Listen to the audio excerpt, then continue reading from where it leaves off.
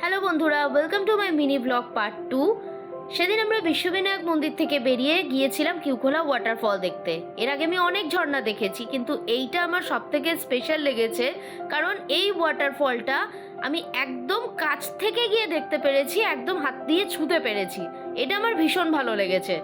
ওর নদীর পাড়ে বসে নিজের সাথে বেশ কিছুটা সময় কাটালাম, নদীর জলে হাত ভেজালাম, আর ওখানকার ওই প্রাকৃতিক পরিবেশটাকে মন ভরে উপভোগ করলাম। আর এখানে আমার মাও বসে বসে পাহাড়ি নদীর সাথে গল্প করছিল, জিজ্ঞেস করছিল তারা কোথায় যাচ্ছে, কোথা থেকে এসেছে, কিন্তু কোনো উত্তর পেয়েছে কিনা সেটা আর মাকে জিজ্ঞেস করা হয়নি। এরপর আমরা গিয়েছিলাম আরিটার লেক। পাইন ফরেস্ট, ঘন জঙ্গল, আর তার মাঝখানে ছোট্ট একটা লেক। এখানকার শান্ত আর স্নিগ্ধ পরিবেশে মনে হচ্ছিল এই লেকের ধারে বসে ঘন্টার পর ঘন্টা কাটিয়ে দিই।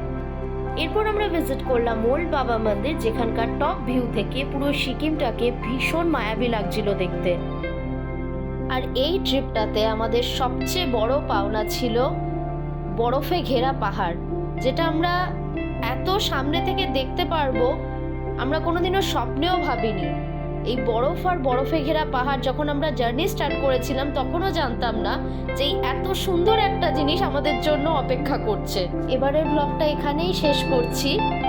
তোমাদের যদি ভিডিওটা ভালো লেগে থাকে তাহলে প্লিজ একটা লাইক করে দিও, আর মি অ্যান্ড মাই চ্যানেলটাকে অবশ্যই সাবস্ক্রাইব করো। যদি তোমাদের ভালো লাগে তাহলে প্লিজ সাবস্ক্রাইব করো চ্যানেলটাকে। আর দেখা হবে পরের একটা মিনি ব্লগে। সবাই ভালো থেকো, টাটা।